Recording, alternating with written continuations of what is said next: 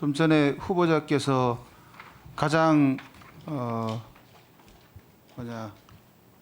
보람됐다 그럴까 했던 사건 중에 하나가 선거운동 시장이 이후에 됐는데 시장 되기 전에 했던 활동 가지고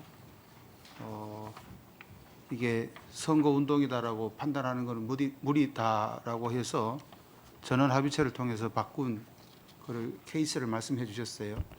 그리고 제가 또 더 찾아보니까 이른바 정치적 자유 기본권에 대해서 그다음에 언론의 자유에 대해서 굉장히 적극적인 판단을 해오셨습니다.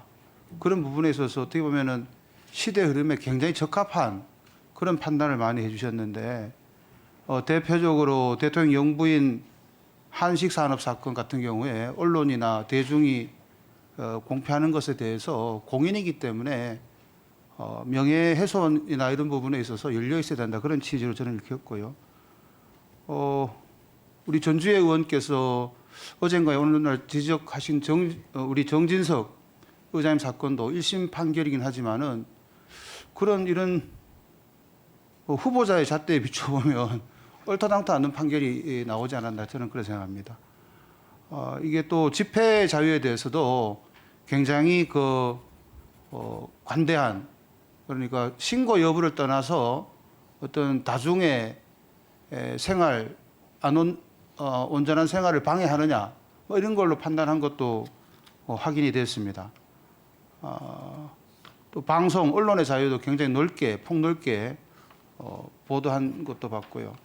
뭐 국가기관이 모욕죄 주체냐 대상이 참 될 수 있느냐에 대해서도 항상 그 비판에 열려 있어야 된다.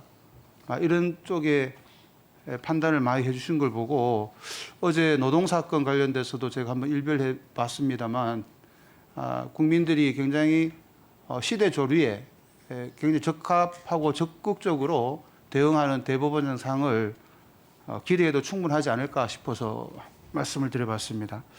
제가 또 이번에 질문하고 싶은 것은 방금 선거 사건 관련돼서 말씀을 시작했는데요.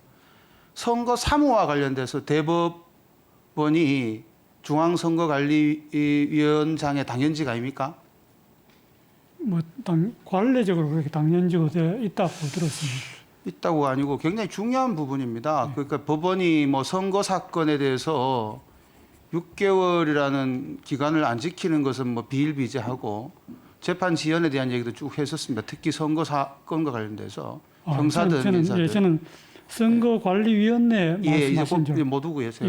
그런데 선거 사무 관리와 관련돼서 오히려 이후에 선거 재판보다 훨씬 중요한 게 공정하고 엄정한 선거관리 사무 아니겠습니까? 예. 각 지역 선관위 각급 법원 지원해서 다 해당되는 법관들이 지역 선관위원장으로 가잖아요, 그죠? 그렇습니다. 그러면은 체계상으로 그 장이기 때문에 선거 사무 지역이든 국가든 책임자는 사실상 법관들 아닙니까? 그렇습니다. 그런데 내년에 또 4월에 총선이 있습니다만 대한민국 국민들이 가장 불신하는 것 중에 하나가 선거사무도 들어갑니다. 맞죠? 예, 그렇습니다. 그렇게 인식하고 있지 않습니까? 예.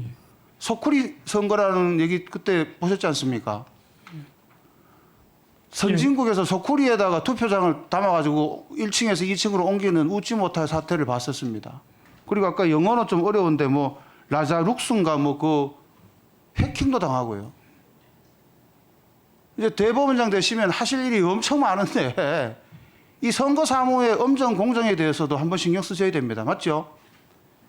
예, 이제 선거관리위원장 후보를 정하기는 합니다만은 선거사무에 저는 그 부분을 사람에 대한 부분도 중요하지만은 전체적으로 법원과 선관위와의 관계 이거를 설정을 잘 해야 된다고 봅니다. 시스템이 중요한 것이겠죠.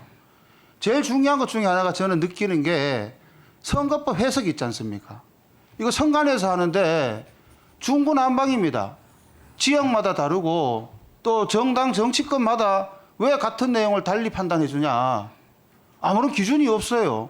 그런데 선거는 진행되고 있고 시일은 다가오고 있고 지역 선관위에서 그거 불법입니다 라고 한마디 해보면은 그거를 뒤집기 위해서는 아까 대법원장 후보께서 하는 그런 판단처럼 가야 명예든 지위든 회복할 수 있어요. 근데 아닌 말로 선거 끝났는데 그게 가능합니까? 안 그렇습니까? 예, 그렇습니다.